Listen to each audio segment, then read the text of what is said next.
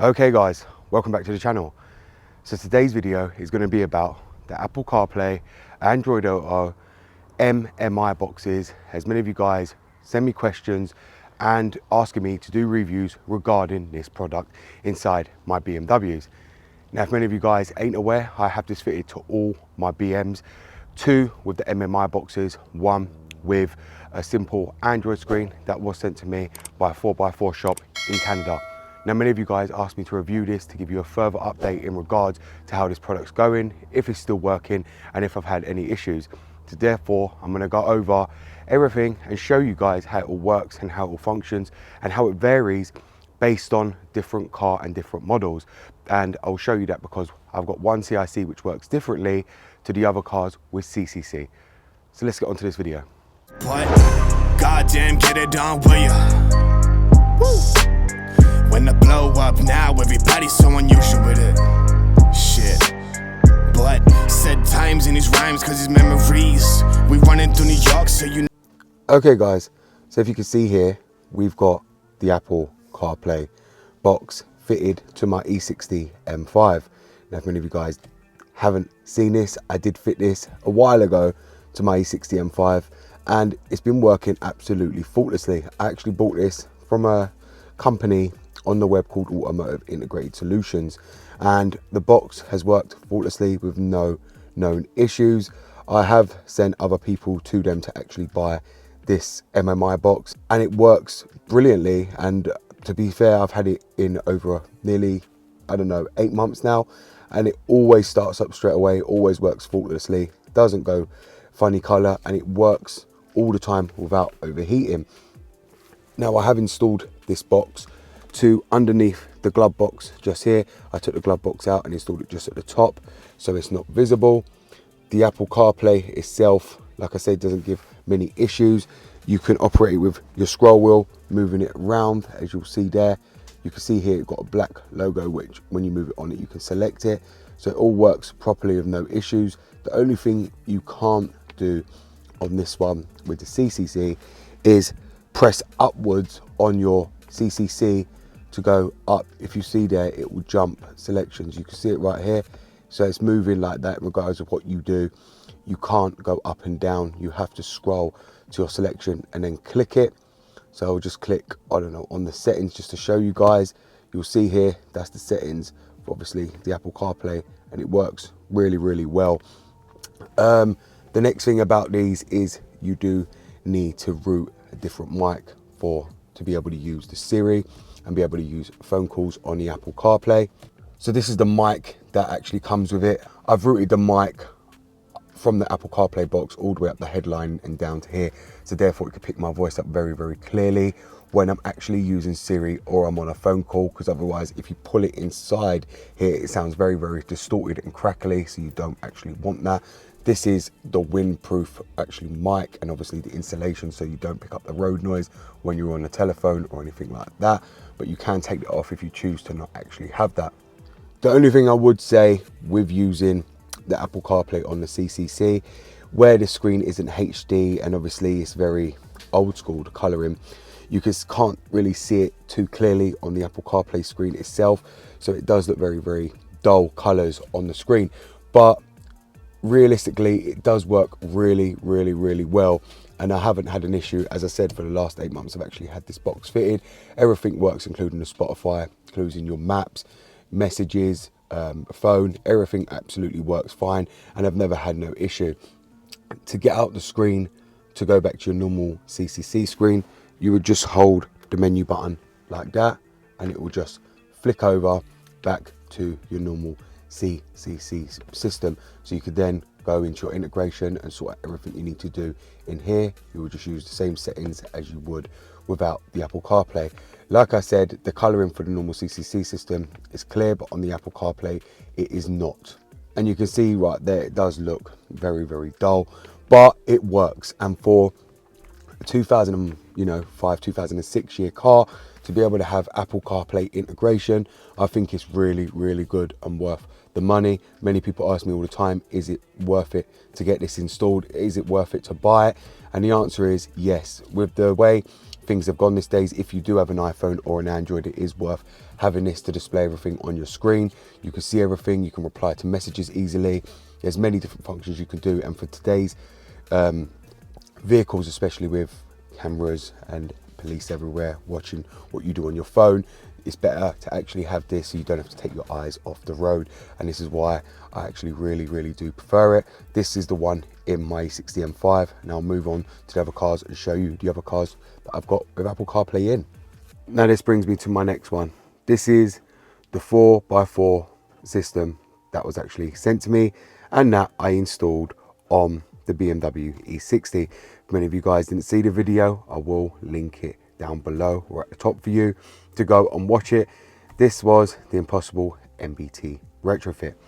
Now many of you liked this retrofit and actually liked the screen that actually fitted, but there was a few negatives that obviously I didn't actually state on the video with this product. The first one being that it sits out too far in the corners there, and it's one thing I do not like. I would have preferred if this was more flat and a lot smaller in line with the dash, because right now this screen is a bit big and it stands out a bit too much. Now I do get why they've done that from months of using it. It's purely because when you're driving you want to be able to touch the screen. Now if you can see here, the screen is much nicer as it's a full HD screen and it's crystal clear. It doesn't glare in the sun. You can still see it perfectly even in normal sunlight, and it works really well. Now you can see here we're in the normal system, which the normal system all functions absolutely perfectly with the CCC wheel still today. Now if we just tap on the screen, we will go into the normal system setting. Now I have been using the CarPlay on this. I haven't actually got my phone connected to it, but the CarPlay works absolutely brilliantly. And what I do like about this one over the others is the screen is really bright. Not only is it really bright, it's touchscreen, so it makes it a lot more easier to navigate on the screen, especially while driving, instead of having to use the wheel. And it's much faster because you can just scroll along just like that to get everything you need to get to. Obviously we've got communication here, which we clicked at. We've actually got the iPhone there as well, which won't pair with it because it's not connected. And obviously if you've got your navigation, you can pair it to obviously what you want for your Waze, maps, whatever you want to have it on your CarPlay. The one thing about these devices to get into the CarPlay is you need to use Z-Link, which is the CarPlay system itself on these devices. So as you can see here, I have still got the system fitted in my BMW E60 and it works really well. That I've had no issues and haven't had to change it to go and get a newer device or anything like that, or I had to take it out because it stopped working. It works faultlessly. The one thing I will say, sometimes it can be just a bit temperamental and it can sometimes overheat a bit and turn the Bluetooth off, but it doesn't happen all the time. I think it's only happened to me once in the time I've actually had this device, so it's not as bad as people are going to actually think. So this brings me to the last car, which is the F20, and as you'll see right here, we have the Apple CarPlay MMI box fitted to my F20 as well.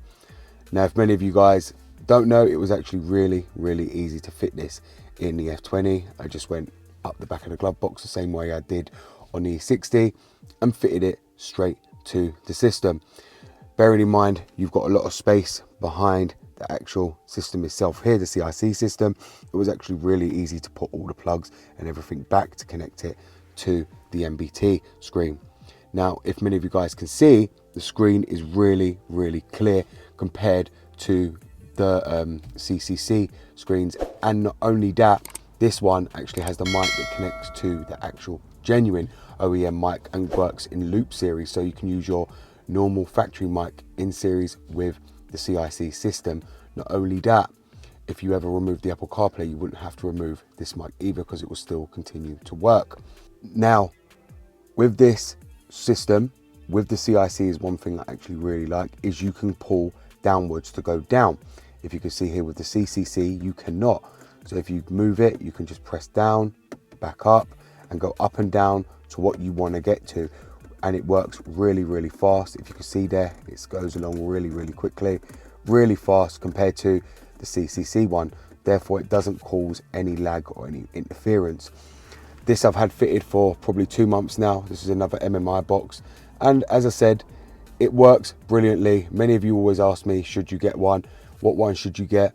There's loads out there on the market, and I haven't heard of people having problems with any of them that they choose. Just make sure you pick one with high reviews, obviously, that you know you're getting a good working one. This one hasn't tended to have any issues in the time I've had it installed. As soon as I get in, it boots straight up within seconds, and it's been that way since I've actually installed it. I haven't had any issues. Everything works faultlessly. The only thing that does bug me is you have to have the aux setting on, which is something I didn't actually want to have. I wanted to be able to run the music without the aux via Bluetooth audio on the car, which you can, but then the problem is if you have your Bluetooth connected to both the comm box and also the Apple CarPlay, the Bluetooth, when you go on the phone, keeps switching backwards and forwards because it doesn't know what Bluetooth device to actually connect onto. Therefore, I do recommend to just have it connected to one or the other, because otherwise it will keep jumping backwards and forwards. I now keep it connected all the time to the CarPlay because I can't deal with when I'm on the phone, it's switching between the normal Bluetooth on the comm box and the normal Bluetooth on the Apple CarPlay. But above all, this one works absolutely brilliantly. The colouring is perfectly clear because obviously it's a much newer system than the CCC system. And obviously I can manage to use it all the time without actual issue. The maps load up nice and clear. Everything loads up nice and clear without giving any problems. Okay guys, so as you've now seen there, I've now gone over all the Apple CarPlay devices and MMI boxes on all my BMWs.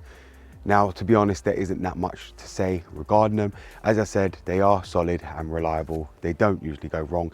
Every single one I've had, including in the E60 M5, has all been fine, and I've not had one issue with overheating or the product falling faulty, any kind of thing like that in all the time I've had them.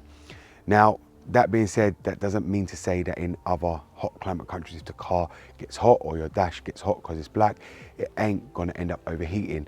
I would recommend putting the Apple CarPlay box in an area where it can be well ventilated, especially if you're in a hot climate. But as for me, I haven't had to because my cars are hardly ever driving where we live in the UK. The climate is very different here, so therefore temperatures always stay cool. But bearing in mind, even when I have the heating on in the car or anything like that, I haven't noticed the Apple CarPlay overheating with the heating coming on either. Therefore, the MMI boxes are very straightforward retrofit, and I do believe everyone should have this in their BMW. So I hope you guys have actually enjoyed this video. This BMW Dr. Dean here. Thank you very much for watching. I hope this review actually helps you clear up if you should or shouldn't buy Apple CarPlay for your BMW. Thank you very much, and goodbye.